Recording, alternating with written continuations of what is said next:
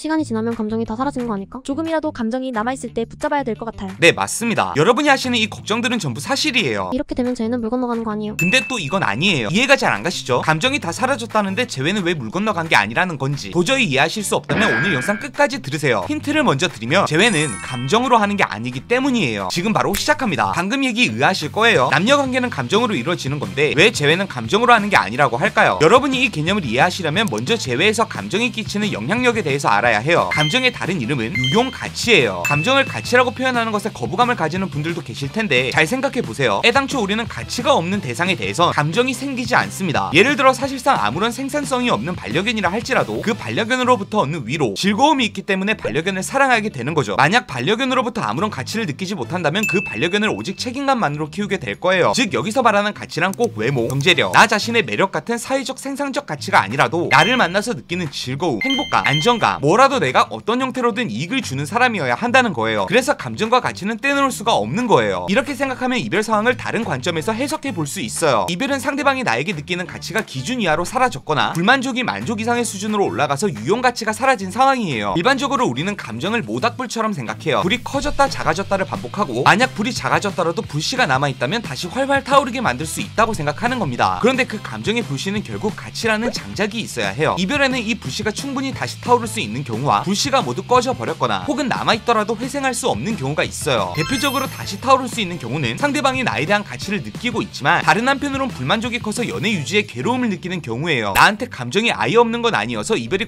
고통스럽지만 연애를 유지하는 것에 더 큰 고통을 느끼는 상황인 거죠. 이런 상황에선 공백기를 주는 것보다 관계 유지에서 겪던 괴로움을 해결해 주거나 나에게 느끼는 가치를 더욱 실감시키는 게 우선적이어야 해요. 하지만 반대로 이별에 전혀 괴로움을 느끼고 있지 않은 상황에서는 혹시 이 사람에게 남은 감정이 있지 않을까? 라고 생각하고 무리하게 연락을 하거나 감정을 자극하려는 시도는 오히려 상대방의 피로감을 높여서 더욱 나와의 관계를 꺼리게 만들어요. 그런데 가장 헷갈리실 법한 상황이 상대방도 나에 대한 감정이 아예 없는 건 아닌 것 같은 상황일 거예요. 이럴 때가 여러분이 감정이 조금이라도 남아있을 때 재회를 해야 하는 것 아닐까? 라는 고민을 하게 되는 경우인데 이때는 이렇게 생각해보면 돼요. 지금 상대방의 감정 고통을 키울 수 있는 상황인가? 대부분의 단기제의 선택은 현재의 고통 회피를 위해 이루어져요. 이별을 선택했지만 막상 이별 후에 느껴지는 고통이 있고 그걸 벗어나고 싶거나 이별 후에 내가 한 얘기를 듣고 깨달은 게 생기고 그때 느껴지는 고통에서 벗어나기 위해서 단기제회를 선택하는 거예요. 단기제회는 절대 지금도 괜찮지만 재회를 하면 더 좋아질 거야. 이런 이익 추구를 위한 동기부여로 이루어지는 일이 아니에요. 만약 지금 당장 상대방의 감정 고통을 키울 수 있는 상황이 아니라면 상대방에게 남아있는 소수의 감정은 깔끔하게 포기하시는 게 낫습니다. 이런 감정은 시간이 지나면 정리될 감정이지 다시 커질 수 있는 감정이 아니에요. 여기까지 들으셨다면 그럼 저는 이제 쟤를 포기해야 하는 건가요? 이렇게 생각하시는 분들이 있으실 텐데 그렇지 않아요. 사실 상대방이 지금 나한테 얼마나 감정이 남아있는지 혹은 공백기 이후의 감정 상태는 생각보다 중요하지 않아요. 여기서 오해하지 말아야 할 게 재회의 감정이 중요하지 않다는 말이 아니라 재회를 시작하는 시기에 얼만큼의 감정이 남아있는지가 중요하지 않다는 말이에요. 여러분 잘 생각해보시면 어떤 이성에게 감정이 형성되는데 시간이 그렇게 오래 걸리지 않아요. 감정은 사실 찰나의 순간에 생기는 거예요. 뇌과학적으로 우리가 느끼는 감정은 결국 뇌에서 어떤 호르몬이 분비되는지로 결정돼요. 옥시토신, 도파민,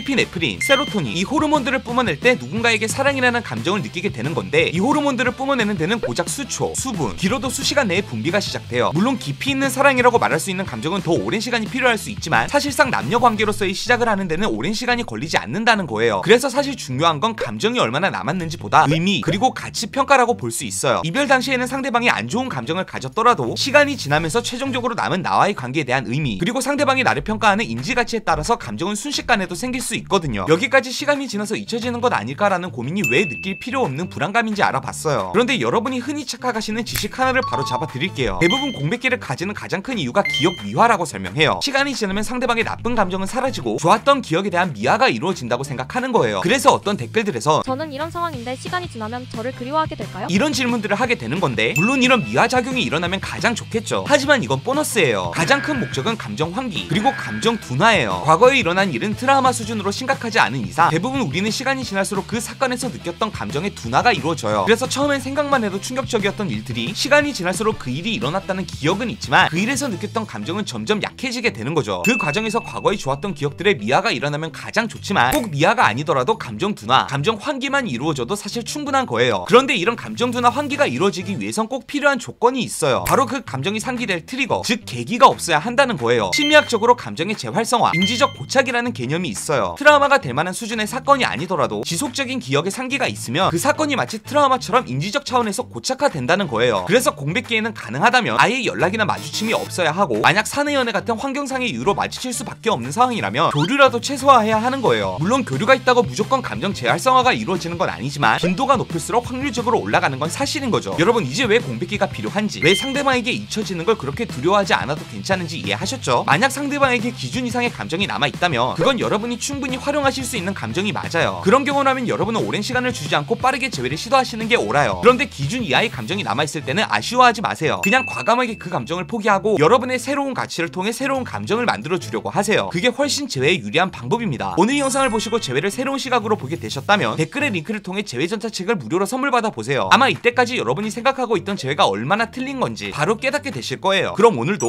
행복한 연애 하세요.